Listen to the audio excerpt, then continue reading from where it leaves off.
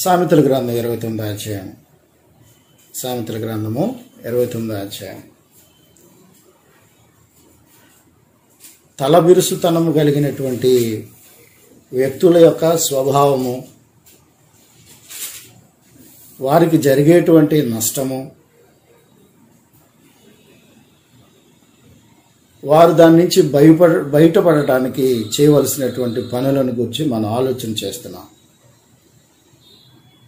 దేవుడు ఆయా రీతులుగా వ్యక్తుల ద్వారా కావచ్చు, ఆయన తను నియమించినటువంటి ప్రవక్తల ద్వారా కావచ్చు, హెచ్చరికలను తెలియచేసినప్పుడు వాటిని మనం జాగ్రత్తగా అంగీకరించి మన మనస్సును మార్చుకోవాల్సినటువంటి ఆవశ్యకత ఉంది.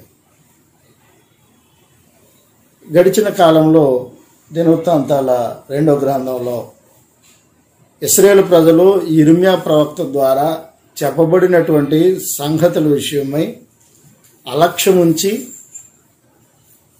దేవునికి వ్యతిరేకముగా నిలువబడి దేవుని మందిరమును అపవిత్రపరిచినటువంటి విషయాల్ని మనం ఆలోచన చేయటం జరిగింది. ఈ సమయంలో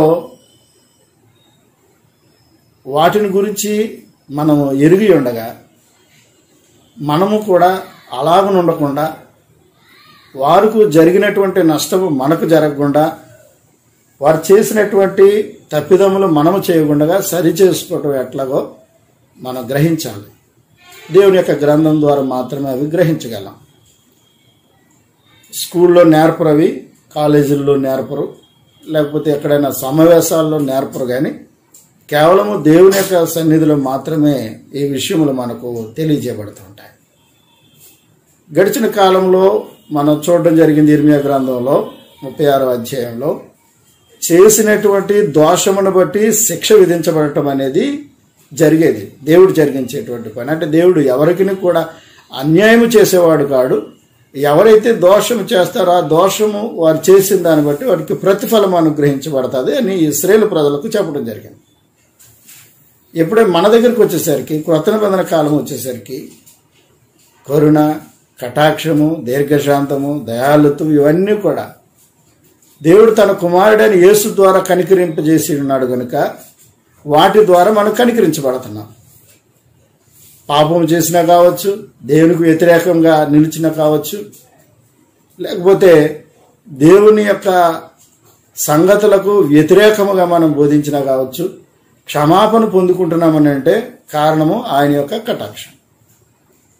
అందుకనే మనకి ఆ పాత నిబంధన గ్రంథంలో రాయబడినటువంటి కొన్ని మాటలు మళ్ళీ క్రొత్త నిబంధన గ్రంథంలో వినిపించబడ్డాయి. ఎవరిని కనికరించదును వారిని కనికరించదును కదా, ఆయన ఇష్టం అది.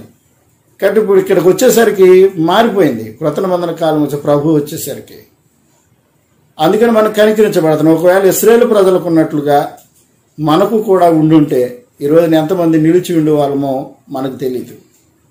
అందుచేత దేవుని యొక్క మాటల చేత మనకు హెచ్చరిక జారీ చేయబడినప్పుడు వాటిని అనుసరించి మనము మార్పు చెందేటువంటి వారముగా మనం ఉండాల్సినటువంటి అవసరం ఉందని ప్రభువుని బట్టి కోరుతున్నాను. అందుకనే జ్ఞానటువంటి సొలొమోను చెప్పాడు, ఎవరైతే ఎన్నిసార్లు గద్దించినా లోబడకుండా ఉంటారో అటువారు మరి తిరుగు లేకుండా హఠాత్తుగా నాశనమయ్యేటువంటి అవకాశం ఉందని జ్ఞాపకం చేయటం జరిగింది. ఆ నాశనం అనేది ఎలా ఉంటుందో తెస్సలోనికి రాసినటువంటి మొదటి పత్రిక 5వ అధ్యాయంలో 3వ వచనంలో చెప్పబడింది. తెస్సలోనికైలకు రాసిన మొదటి పత్రిక 5వ అధ్యాయం 3వ వచనంలో గర్భిణీ స్త్రీకి ప్రసవ వేదన ఎలాగొస్తుందో అంత స్పీడ్గా, అంటే సమయ సందర్భాలతో పని లేకుండా ఉన్న ఫలాన్న, దాని అర్థం అవన్నీ కూడా పర్యాయ పదాలుగా చెప్పబడ్డాయి. కాబట్టి అలాగనే వస్తుంది అని అన్నాడు. అంటే అంత స్పీడ్గా, అంత త్వరితగతిన, ఎలాంటి సూచన లేకుండా నాశనం అనేది కలుగుతుంది. అలా కలగకుండా ఉండటానికి మనం చేయవలసినటువంటి పనులను గ్రంథం ద్వారా తెలుసుకుని మనం ముందుకు కొనసాగించాల్సినటువంటి అవసరం ఉంది. హెబ్రీయులకు రాసిన పత్రిక 2వ అధ్యాయంలో దేవుని యొక్క సంగతులు ప్రభువుని గూర్చి వివరించబడినప్పుడు ప్రభు మన కొరకు ఏం చేసాడో అవన్నీ కూడా వివరించబడ్డాయి. ఒకసారి నేను ఆ మాటలు నేను చదివి వినిపిస్తాను. హెబ్రీయులకు రాసిన పత్రిక 2వ అధ్యాయంలో 1 నుంచి నేను చదివి వినిపిస్తాను. మీ గ్రంథాన్ని తెరిచి చూడాలని ప్రభుని బట్టి కోరుతున్నాను. కావున మనము వినిన సంగతులను విడిచిపెట్టి కొట్టుకుని పోకుండానట్లు వాటి యందు మరి విశేష జాగ్రత్త కలిగి ఉండవలెను. ఎందుకనగా దేవదూతల ద్వారా పలుకుబడిన వాక్యము స్థిరపరచబడినందున ప్రతి అతిక్రమమును అవిధేయతయు న్యాయమైన ప్రతిఫలము పొంది ఉండగా ఇంత గొప్ప రక్షణను మనము నిర్లక్ష్యము చేసిన యెడల ఎలాగూ తప్పించుకుందాము? ప్రశ్న వేయబడింది. ఎలాగూ తప్పించుకుంటాం? దేవుడు తన యొక్క దూతల ద్వారా కావచ్చు, లేకపోతే తాను ఏదైతే వాక్యమును స్థిరపరిచి ఉన్నాడో ఆ వాక్యము ద్వారా కావచ్చు, ప్రతి అతిక్రమము కూడా అవిధేయతయు కూడా న్యాయమైనటువంటి ప్రతిఫలము పొందినట్లుగా తన కుమారుని ద్వారా దేవుడు జరిగించి ఉండగా, అనగా రక్షణ భాగ్యము నీకు అనుగ్రహించగా, నీకు మార్పు నొందినట్లుగా అవకాశం ఇవ్వగా, నువ్వు ఎన్నిసార్లు గద్దించినా లోబడకపోతే దేవుడు తన కుమారుడైన యేసుక్రీస్తును నీకు ఇచ్చి ఉండగా, మనకు కరెక్ట్గా అర్థం అవ్వాలి అదే మాట. ఇంత గొప్ప రక్షణను, అంటే ఇంత గొప్ప అవకాశమును దేవుని కుమారుడే ఈ భూమి మీదకి నీ కొరకు వచ్చి మనుషునిగా జీవించి తన బాధ్యతనంతటిని నెరవేర్చి ప్రేమను పంచి ఎన్ని ఇబ్బందులు వచ్చినా వాటిని తట్టుకుని శరీరమును కలిగి ఉన్నాడు. కాబట్టి ద్వేషము కలిగిన వారు ఆయనను ద్వేషించినా దానిని ప్రేమించి విశేషమైన మాదిరి కనపరిచి దేవుని వద్దకు మార్గమును ఏర్పాటు చేసి ఉన్నాడు. కాబట్టి ఇంత గొప్ప అవకాశము నీకు కలిగినప్పుడు ఇంత గొప్ప రక్షణను నువ్వు నిర్లక్ష్యం చేయటం అవసరమా కాదా? ఒకవేళ నిర్లక్ష్యం చేస్తావు, నాకు అవసరం అని అనుకో, దేవుని దగ్గర నుంచి దూరం అయిపోతావు.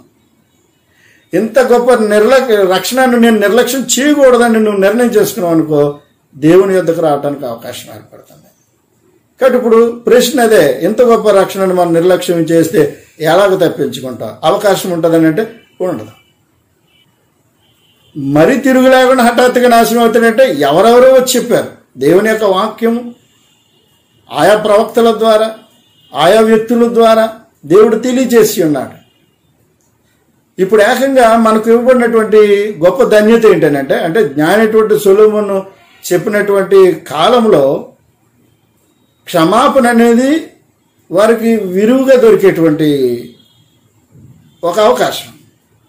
మనకు వచ్చేసరికి క్షమాపణ అనేది ఎలాగైనా దొరికేటువంటి అవకాశం, సులువుగా దొరికేటువంటి, అక్కడ విరివిగా దొరుకుతుంది, ఇక్కడ సులువుగా దొరుకుతుంది.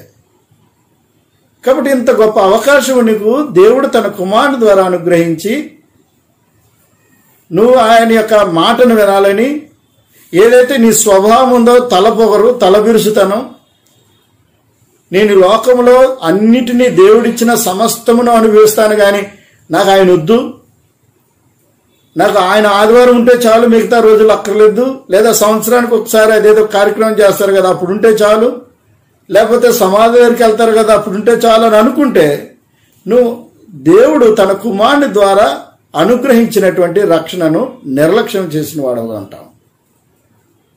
కాబట్టి దాన్ని నిర్లక్ష్య పెట్టడానికి నువ్వు ఆలోచన చేస్తే నువ్వు మరి తిరుగు లేకుండా హఠాత్తుగా నాశనం అయ్యే ప్రమాదం ఉంటుంది.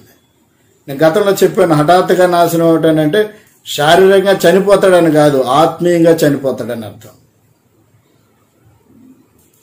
కయ్యూను పాపం చేశాడు, ఎలా చచ్చిపోయాడు? శారీరకంగానా ఆత్మీయంగానా? ఆత్మీయంగా చనిపోయాడు. శారీరకంగా అతను మృతునందలేదు, ఆత్మీయంగా అతడు దేవుని యొక్క ఆశీర్వాదములన్నిటినీ కోల్పోయాడు. అలాగే అందరినీ తీసుకోండి. బైబిల్ గ్రంథంలో దేవునికి వ్యతిరేకముగా నడిచినటువంటి ప్రతి ఒక్కరు, దేవుడిచ్చిన అవకాశములను జారవిడుచుకున్నటువంటి ప్రతి ఒక్కరిని మీరు గమనిస్తే మనకి దేవుని యొక్క ఉద్దేశం మనకు అర్థమవుతుంది.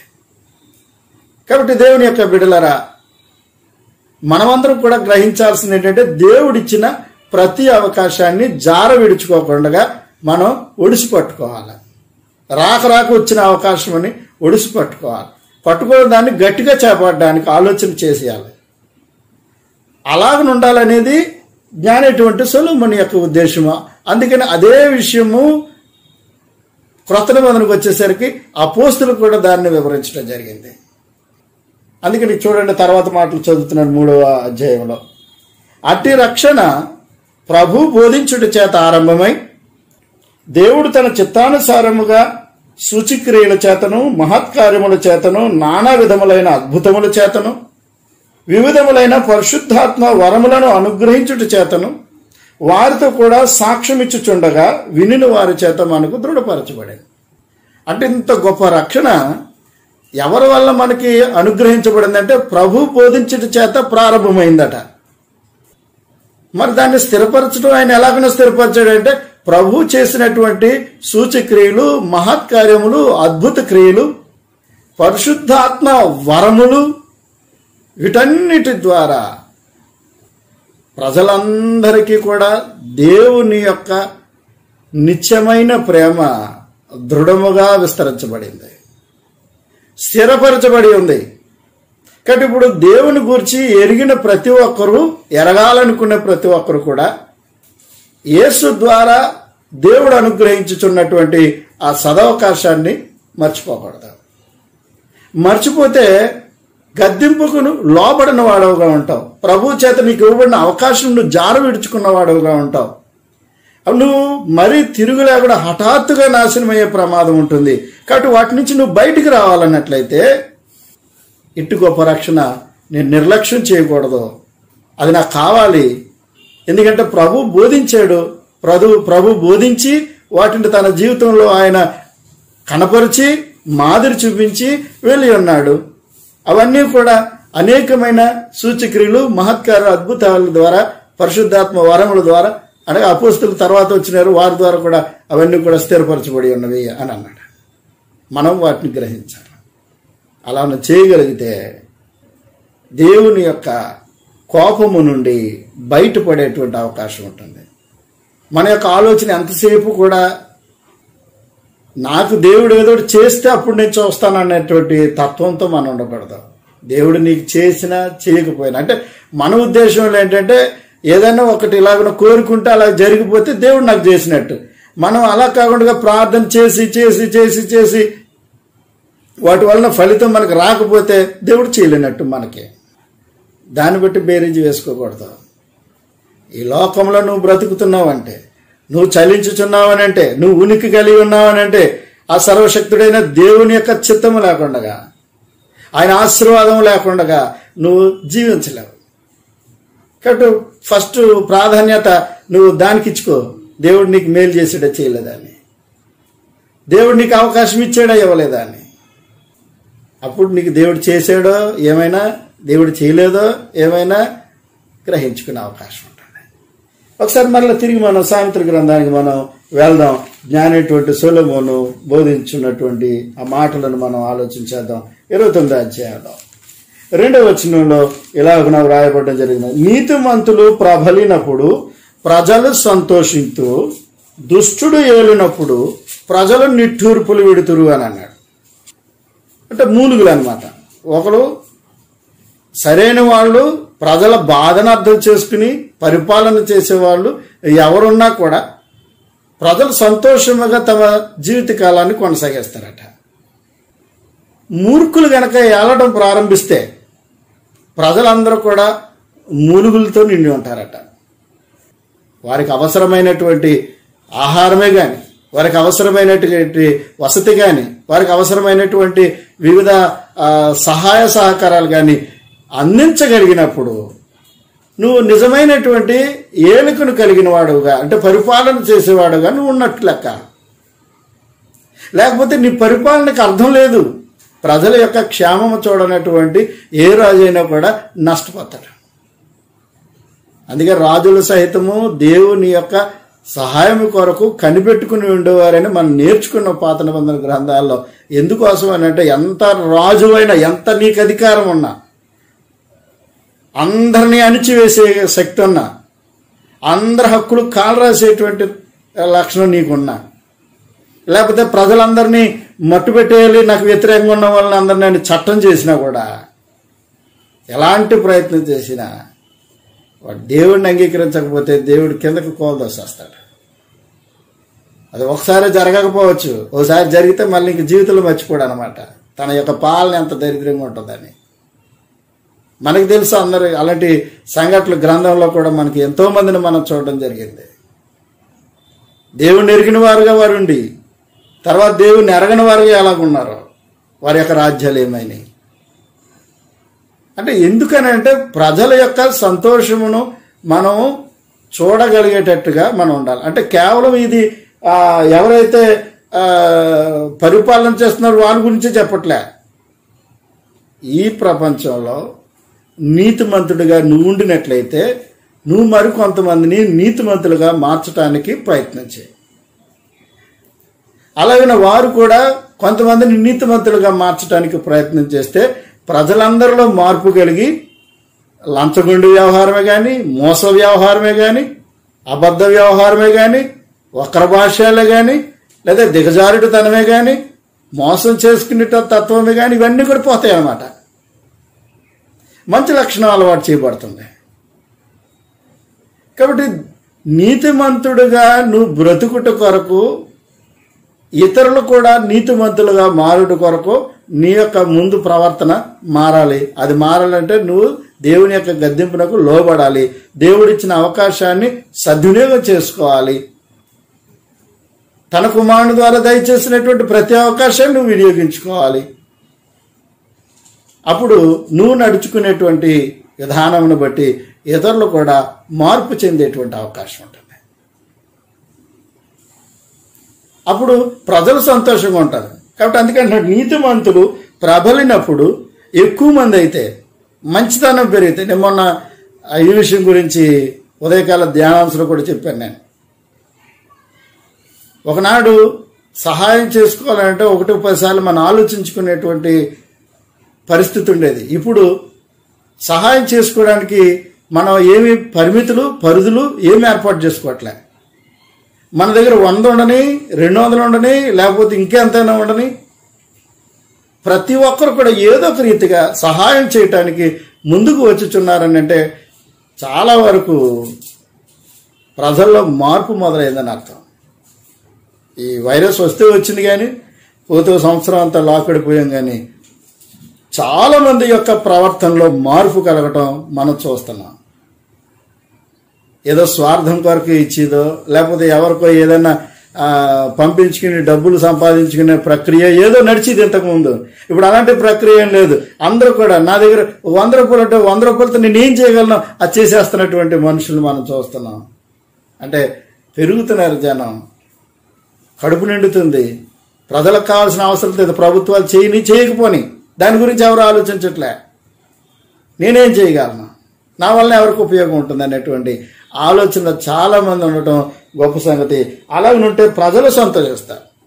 అలా కాకుండా దుష్టుడు ఏలినప్పుడు ఏదైనా మనకు రావాల్సిందంటే దాని మీద ఏదైనా భారం వేసి అది మనకు దక్కకుండా చేస్తే, ఏదైనా ఇది కొనుక్కుంటే మనకు ప్రయోజనం అయినప్పుడు అది కొనుక్కోనకుండా దాని మీద భారం వేసి కొనుక్కోనకుండా చేస్తే, ఇది తింటే మనకు అవసరం కాబట్టి తినకుండా దీని మీద భారం వేసి అలాంటి పరిపాలన కలిగినటువంటి దుష్టుడు ఏలినప్పుడు మట్టుకు ప్రజలు నిట్టూర్పులు విడిచేటువంటి ప్రమాదం ఉంది. మూలుగులు, వీడెప్పుడు దిగుతాడో, వీడెప్పుడు కిందకు దిగుతాడో, లేకపోతే ఎప్పుడు పరిపాలన పోతుందో, ఎప్పుడు అధికారం పోతుందో అని కాసు కూర్చుంటుంటారు.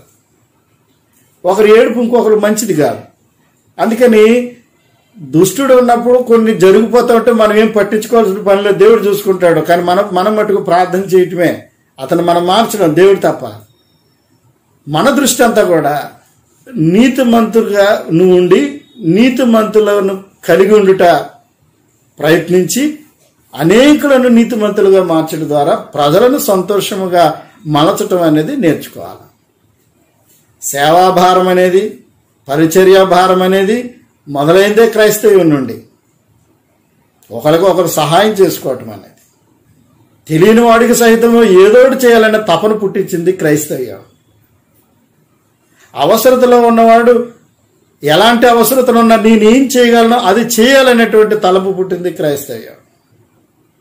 ఎంత గొప్ప సంగతి. కాబట్టి ఈరోజు మనల్ని అనేక మంది అనుసరిస్తున్నారు. చాలా సంతోషం. ఇంకా మార్పు పూర్తిగా ఈ కులాల గురించి కానీ ఇంక ఇలాంటి ప్రస్తావనలే కాకుండా ప్రజలందరూ మార్పు రాగలిగితే మటుకు మిగిలినటువంటి ప్రజలందరూ సంతోషంగా గడుపుతారు. కానీ దుష్టుడు వెళ్ళినప్పుడు మటుకు ప్రమాదకరం.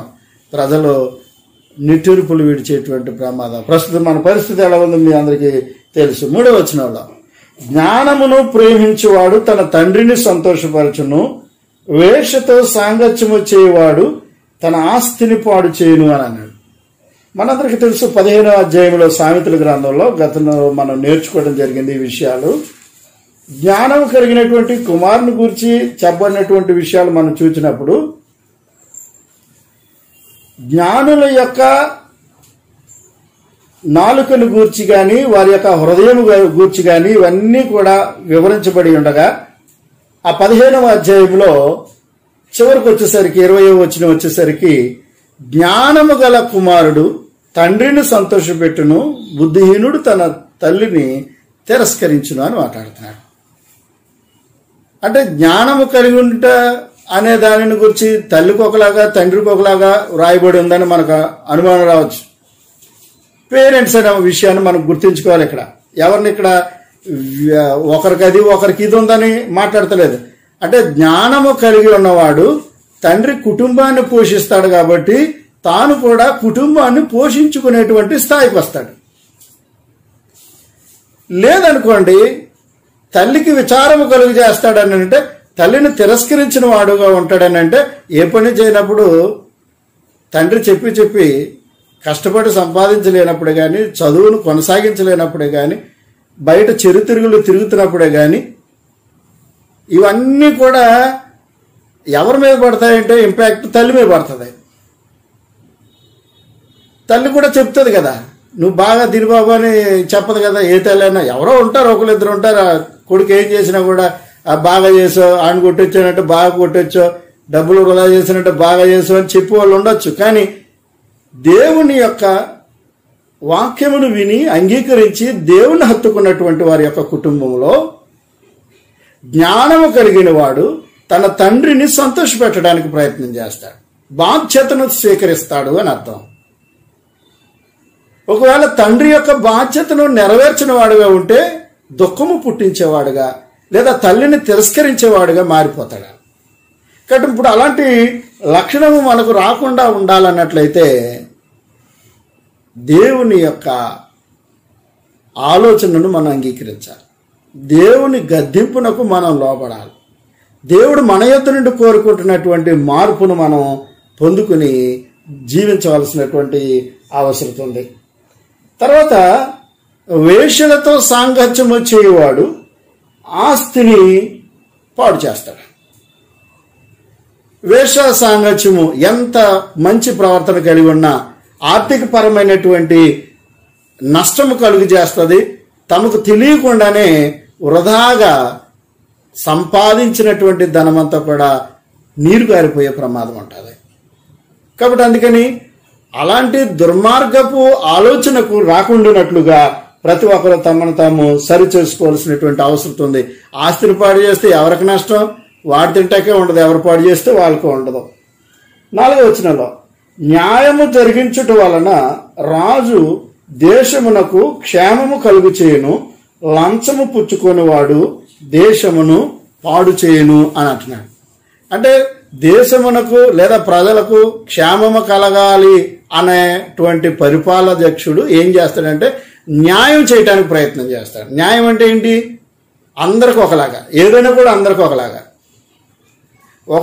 ఒకలాగా చేసేదాన్ని న్యాయం అనరు. ఎవరైతే అక్కర కలిగి ఉన్నారో, అవసరత కలిగి ఉన్నారో వాళ్ళు 10 మంది ఉన్నారనుకో, 10 మందికి ఒకేలాగా న్యాయం చేయటం. అంతే తప్ప ఈ కులమోడు ఒకలాగా, ఆ కులపోడు ఒకలాగా, ఆ పేటలోడికి ఒకలాగా, ఈ పేటలో ఆ వీధిలో కూడా, ఆ ఇంట్లో ఉన్నవాడు కూడా అనేటువంటి భేదాన్ని కలిగి ఉన్నప్పుడు అది న్యాయం కాదు. అప్పుడు దేశానికి క్షేమం కలగదు, పరిపాలనలో న్యాయం జరిగినట్టు కాదు. కాబట్టి ఇప్పుడు అలాగనే ఉండకూడదనేది దేవుని యొక్క ఉద్దేశము. అలాగనే దేవుని యొక్క ఉద్దేశం ఏంటంటే లంచము పుచ్చుకుంటే నువ్వేం చేస్తున్నావు అని అంటే దేశమును పాడు చేస్తున్నావు. లంచం ఏ రూపంలో అనే లంచమే, దేని కొరకు డబ్బులు ఆశించినా లంచమే. డబ్బులే కాదు, ఇంకేం ఆశించినా ఒకదానికి ప్రతిఫలముగా నువ్వు ఆశించేది ఏదైనా కూడా అది లంచం కిందకు వస్తుంది. అలా లెక్క చూసుకుంటే ప్రభువు నీ కొరకు, నా కొరకు, మనందరి కొరకు ఆయన తన జీవితాన్ని అంతటిని సర్వస్వంగా దారిపోసాడు. మరి ఆయన ప్రతిఫలంగా ఏమైనా అడిగాడా? ఏం అడగలే. నా తండ్రి దగ్గరికి మీరు రావాలి, నేను వచ్చాను అక్కడి నుంచి మళ్ళీ వెళ్తున్నాను, మీరు అక్కడి నుంచి వచ్చారు మీరు రావాలి రమ్మన్నాడు అంతే. అందులో ఆయన స్వార్థం ఏమైనా ఉందా? స్వార్థం లేదు. పోనీ దుర్యాలోచన ఏమైనా ఉందా? అది లేదు. కాబట్టి మనము కూడా అంటే వాక్యము చెప్పే విషయంలో కావచ్చు, లేదా సహోదరులను బలపరిచే విషయమే కావచ్చు, ఇతరుల యొక్క అవసరతలో పాలు పొందడమే కావచ్చు, పరిచర్య ధర్మాన్ని జరిగించట్లో కావచ్చు, లేకపోతే ఇంకేమైనా కావచ్చు, దేవుని యొక్క మహిమ నిమిత్తమే జరిగించి ఏ ప్రక్రియ కావచ్చు. లంచమును ఆశించి పని చేసావనంటే దానివలన నువ్వు ఇబ్బందులు ఎదుర్కొంటావు. దేశాల్లో ఒక కీడును నువ్వు తీసుకొచ్చిన వాడుగా ఉంటావు. దేశానికి అన్యాయం చేసిన వాడుగా నువ్వు మొదటి విత్తనం విత్తినట్టు అనమాట. ఆ వాడు తీసుకుంటున్నాడు, నేను తీసుకుంటే వచ్చింది ఎందుకు? సమస్య ఏంటి? వాడే తీసుకుంటున్నాడు. కానీ ఎంతమంది ఉన్నారు అలాగా? చాలామంది ఉన్నారు. ఏం కాదులే అని. కొన్నిసార్లు మనమే ఏదైనా పని చేయటానికి అవ్వకపోతే సరే నీ సంగతి ఏంటో తర్వాత చూద్దాంలే అని అంటే దాని అర్థం ఏంటి? మనం కూడా ఇవ్వటానికి ఇష్టత కలిగి ఉంటున్నాం. ఇదంతా కూడా అసలు ఈ ఆలోచన పుట్టడమే. ఇచ్చేవాడే కావచ్చు, తీసుకునేవాడే కావచ్చు, దేశాన్ని నష్టపరుస్తున్నవాడు. కొంతమంది తెలివితేటలుగా ఏం చేస్తారంటే డైరెక్ట్గా వెళ్ళి తీసుకోరు, ఇంకో చోటకి లేకపోతే ఫలానా వాళ్ళకి ఇమ్మంటారు, అంటే బినామీలు అనమాట. మనకి ఈడికేమనిపిస్తుంది అంటే నేను అడగలేదుగా అని ఉంటుంది. కానీ ఇచ్చినోడికి తెలుస్తుంది కదా ఎవరికి ఇచ్చేయడాన్ని, ఎవరి తాలూకు ఇచ్చేయడాన్ని. కాబట్టి ఇలాగున్న రకరకాల ఆలోచనలు మనం భూమి మీద ఉండగా మనం చూస్తున్నాం. కాబట్టి ఇప్పుడు దేవుడు కోరుకుంటుంది ఏంటి? నీతిమంతుడిగా నువ్వు ఉండి మరికొంతమందిని నీతిమంతులుగా మారిస్తే ప్రజలు సంతోషిస్తారు. నువ్వు దుష్టుడిగా ఉంటే నీ వల్ల దేశానికి ఇబ్బంది కలుగుతుంది. అలాగే నువ్వు జ్ఞానము కలిగిన వాడుగా నువ్వు ఉండు, ఆ జ్ఞానం నా దగ్గర దొరుకుతుంది. జ్ఞానం కలిగినటువంటి వాడు తల్లిదండ్రులను సంతోషపెట్టేవాడుగా ఉంటాడు. అలా కాకుండా దేశదిమ్మరిగా ఎవరికి సంబంధం లేకుండా, కుటుంబ బాధ్యత లేకుండా బయట తిరిగేటువంటి, లేకపోతే అందరినీ విడిచిపెట్టేటువంటి ఆలోచనతో నువ్వు ఉంటే గనక నీ వల్ల దేశానికి నష్టం కలుగుతుంది, నీ ఇంటికి కలుగుతుంది, దేశానికి కలుగుతుంది. అలాగనే లంచం పుచ్చుకోవటం అనేది నేరమైంది. కాబట్టి నువ్వు ఆ లంచం పుచ్చుకోవాలి, ఇవ్వాలి అన్నటువంటి ఆలోచన నుంచి నీ యొక్క మనసును నువ్వు దూరం పెట్టు. అన్నిటికంటే ముఖ్యంగా నీ ఇంటికి, నీ దేశానికి క్షేమము కలిగినట్లుగా న్యాయమును అవలంబించడానికి ఆలోచించాలి. ఆ న్యాయం అవలంబించినప్పుడు మాత్రమే దేశానికి క్షేమము కలుగుతుందని చెప్పి ఉన్నట్టుగా మనం దేవుని యొక్క మాటల చేత మనం తెలుసుకోగలం. కాబట్టి ఏప్రిల్కి రాసిన పత్రిక 12వ అధ్యాయంలో 25వ వచనాన్ని మనం చూసినప్పుడు ఓ చిన్న సలహా ఇచ్చాడు. ఏంటి? భూమి మీద బుద్ధి చెప్పుచున్న వారిని నిరాకరించద్దని. మరి భూమి మీద బుద్ధి చెప్పిన వాళ్ళు ఎవరెవరు ఉన్నారు? ప్రారంభం నుంచి చూస్తే చాలామంది ఉన్నారు. చివరికి వచ్చేసరికి ప్రభువు అయిన యేసు ఉన్నాడు, తర్వాత అపోస్తులు ఉన్నారు. వీళ్ళందరినీ నిరాకరిస్తే ఫలితం ఏంటి? మన అపోస్తుల కార్యగ్రంథం 2వ అధ్యాయంలో చూసాం. పేతురు పెంతెకొస్తు పండుగ దినాన్ని చక్కని ఉపదేశాన్ని వారికి తెలియజేశాడు. ప్రభు యొక్క ఉద్దేశం ఏంటి, దేవుని యొక్క ఉద్దేశం ఏంటి, ప్రభువుని ఎలాగన దేవుడు మార్చుకున్నాడో, ఎలాగన తనకు తను విధేయత కలిగినట్లుగా అన్నిటిని జరిగించి ఉన్నాడు అన్ని కూడా చెప్పి, దేవుడు తన కుమారుడైన యేసు యొక్క స్థితిని ఎంత ఉన్నతంగా హెచ్చించాడో అన్నిటినీ చెప్పిన తర్వాత, మీరు చేసింది ఘోరమైందని వారికి వివరించిన తర్వాత వాళ్ళందరూ కూడా ఏకబిగిన పేతురు మిగిలిన అపోస్తలులు కూడా మేము ఇప్పుడు ఏం చేయాలని అడిగారు. మేము ఇప్పుడు ఏం చేయాలి? మాలో మార్పు వచ్చింది, మేము చేసిన తప్పని గ్రహించాం, మేము ఇప్పుడు ఏం చేయాలని అడగటం జరిగింది. వారు ఆ రోజున అనేక మంది వచ్చారు, వేలలో వచ్చారు, ఆయా దేశాల నుండి వచ్చారు, ఆయా భాషలు మాట్లాడేవారు వచ్చారు. కానీ ఎంతమంది రక్షించబడ్డారు? 3,000 మంది రక్షించబడ్డారు. మార్పు అక్కడి నుంచి స్టార్ట్ అయింది. 3,000 మందితో మార్పు మొదలైంది. నిరాకరించి ఉండుంటే గనక మిగిలిన వారికి కూడా ఏమీ తెలియకపోదని, వచ్చిన వాళ్ళు వచ్చినట్టు పండుగ చూసుకుని ఎవరింటికి వాళ్ళు వెళ్ళిపోతే వేరేగా ఉండు. కానీ పేతురు మాట్లాడినటువంటి మాటలు దేవుని యొక్క ఆత్మచేత అతడు నడిపించబడి తెలియచేసినటువంటి సమాచారాన్ని బట్టి అయ్యో మేమంత తప్పిదం చేసామని యూదులందరూ కూడా గొల్లుమని ప్రాధేయపడ్డారు.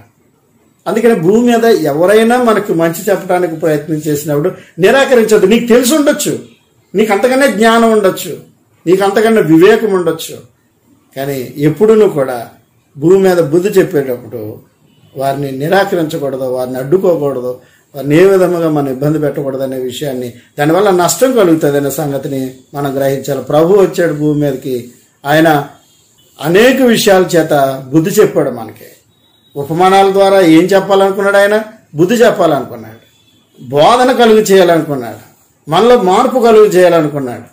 ఆయన నిరాకరించిన వారందరూ కూడా చివరిలో ఏం చేశారంటే సిలువేము సిలువేము సిలువేమని గోల చేశారు. ఇప్పుడు ఎవరైతే గోల చేశారో చివరిలో వారికి మార్పు కలిగింది. వారు అప్పుడు నిరాకరించారు, కానీ తర్వాత వారు అంగీకరించి రక్షణ పొంది ఎంత గొప్ప రక్షణను మేము నిర్లక్ష్యం చేస్తే తప్పించుకోలేమని వారు గ్రహించి మార్పు పొందినట్లుగా మనం చూస్తాం. కాబట్టి దేవుని యొక్క ప్రియమైన బిడ్డలరా, మనము కూడా అంతే. భూమి మీద ఎవరిని కూడా బుద్ధి చెప్పేవారిని మనం ఎవరు ఎలాగ చెప్పగలరో మనకు తెలియదు. మనకు ఒక లెక్క ఉంటుంది, వాళ్ళు చెప్పేదే వినాలి, వీళ్ళు చెప్పేదే వినాలి, వాళ్ళే బాగా చెప్తారు, వీళ్ళే చెప్తారు, మనం ఫిక్స్ అయిపోతాయి. అలాగని ఎవరు చెప్పారు? ఎవరు జ్ఞానం కలదు వారు చెప్పగలిగేటువంటి సామర్థ్యం కలిగి ఉన్నారు. ఇందులో ఆస్తిని బట్టో, అంతస్తులు బట్టో, వాళ్ళు ఉన్నటువంటి పరిస్థితిని బట్టో వాళ్ళు చెప్పేది ఏం మారిపోదు. అంటే మనం అలా బుర్ర పాడు చేసుకుని అలా పెట్టుకుంటాం. అది బాబు ఆడికి ఇన్ని కార్లు అంటే ఆడు చెప్పే మాట మనం వినాలి. ఎదురుకుంటే ఇన్ని మైకులు ఉన్నాయంటే అబ్బో చాలా గొప్పోడు, ఇన్ని మైకులలో చెప్తున్నాడంటే గొప్ప అంటే మనం ఫిక్స్ అయిపోయింది, మన మైండ్ అలా ఫిక్స్ అయిపోయింది. అందుకని మన గ్రామాల్లో పాప ఎక్కడో చిన్న ప్లేస్ పెట్టుకుని వాక్యం చెప్పి పాపం నిరంతరం కూడా చక్కచక్క వివరణాత్మకమైనటువంటి సందేశాలు ఇస్తూ ఉంటాడు. అవి వినటానికి మన మనసు రాదు. ఎవడో టీవీలో చెప్తున్నాడంటే అది వినటానికి మనం ప్రయత్నం చేస్తాం. మన ఉద్దేశాలు వేరు, దేవుని యొక్క ఉద్దేశాలు అవి నెరవేర్చేవి కాదు. మన బాధ్యత ఏంటంటే మనం అది వినాలి, ఇది వినాలి, ఏదో ఒకదానికి పరిమితి కదా, అది వినాలి, ఇది వినాలి. మనలో ఏది మార్చగలదో దాన్ని మనం అంగీకరించగలగాలి. ఎవరిని అలా తక్కువ చూసేటువంటి మనస్తత్వాన్ని మనం కలిగి ఉండకూడదనేటువంటి సంగతిని మీరు గ్రహించాలని ప్రభువుని బట్టి కోరుతున్నాను. ఒకసారి చివరికి ఒక మాట నేను చెప్పి ముగిస్తాను. కీర్తన గ్రంథం 31వ అధ్యాయము 7వ వచనంలో, కీర్తన గ్రంథం 31వ అధ్యాయం 7వ వచనంలో, నీవు నా బాధను దృష్టించి ఉన్నావు, నా ప్రాణ బాధలను నువ్వు కనిపెట్టి ఉన్నావు, కావున నీ కృపను బట్టి ఆనందభరితుడినై సంతోషించేదను అని. అంటే ఇలాంటి నిర్ణయం ప్రతి ఒక్కరు కలిగి ఉండాలి. ఏమని? దేవుడు నీ బాధను దృష్టించువాడై ఉన్నాడు, నీ ప్రాణబాధలను దేవుడు కనిపెట్టువాడై ఉన్నాడు. అలాగనే ఆయన యొక్క కృపను బట్టి నీకు ఆనందము కలుగజే దేవుడై ఉన్నాడు, నీకు సంతోషము కలుగజేసే దేవుడై ఉన్నాడు. కాబట్టి దేవుని యొక్క గద్దింపునకు నువ్వు లోబడినప్పుడు నీకు రావాల్సినటువంటి అవసరతలు తీర్చవలసినటువంటి సమస్యలు అధిగమించవలసినటువంటి పరిస్థితులు నీకు దాపురించినప్పుడు దేవుడు నాకేమీ చేయలేదనేటువంటి అనాలోచనతో ఉండకుండా ఆయన నీ యొక్క సమస్యను వింటాడని, సమస్యకు పరిష్కారం చూపుతాడని, ఏదో ఒక సందర్భంలో ఆ ప్రతిఫలము నువ్వు పొందుకుంటావని ఎరిగి ఉండినట్లయితే దేవుడు నీకు ఆనందము కలుగు. అందుకని మనం ప్రార్థన చేయనప్పుడల్లాను ఆమెన్ అన్నప్పుడల్లా ఏంటంటే దాని అర్థం, ఆమెన్ అంటే అర్థం ఏంటి? అవునుగా. కానీ దాని అర్థం ఏంటి? నువ్వు ఏవైతే విజ్ఞాపన చేశావో ఆ విజ్ఞాపనలన్నిటినీ ఆమెన్ అనగానే అవును నాకు కలిగినవని నువ్వు ఒప్పుకుంటున్నట్టు. అవి వచ్చా రాలేదని అనవసరం.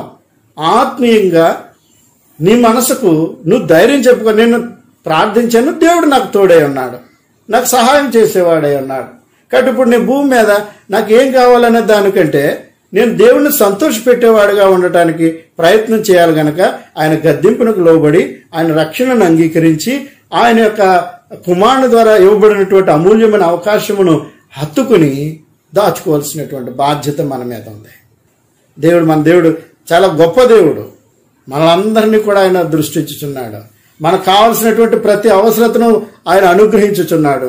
కాబట్టి అటు రీతిగా మనమందరం కూడా దేవుని యొక్క గొప్పతనమును ఎరిగిన వారమై ఉండి ఆయన యొక్క కృపలో వర్ధిల్లబడాలని ప్రభుని బట్టి కోరుతున్నాను. 1-5 వచనాల్లో 29వ అధ్యాయం సొలొమోను చెప్పినటువంటి ఆ మాటలో తిరుగు లేకుండా హఠాత్తుగా నాశనం అవ్వకుండా ఉండి నిమిత్తము ఇవన్నీ జాగ్రత్తలు మనం తీసుకోవాలి. ఇన్ని సూచనలు మనం పాటించాలి. గ్రంథమందు పేర్కొన్నటువంటి ఇన్ని వివరణలు మనము గ్రహించుకోవాల్సినటువంటి బాధ్యత మన మీద ఉంది. కాబట్టి దేవుని యొక్క ప్రియమైనటువంటి సంగమా, మనమందరం కూడా దేవుడిచ్చిన ఈ గొప్ప భాగ్యాన్ని భద్రం చేసుకుందాం. తన కుమారుని ద్వారా చేసినటువంటి హెచ్చరికలను మనం దృష్టించుకుందాం. ఆయన తన జీవితం ద్వారా కలుగు చేసినటువంటి మాదిరిని మనం గ్రహించుకుందాం. ఆ రీతిగా మనం కూడా తండ్రి అయిన దేవునికి విధేయత కలిగిన వారి వలె మనం జీవించడానికి ప్రయత్నం చేద్దాం. శ్రద్ధగా విన్నందుకు మీ అందరికీ నా హృదయపూర్వక వందనాలు తెలియజేస్తున్నాను.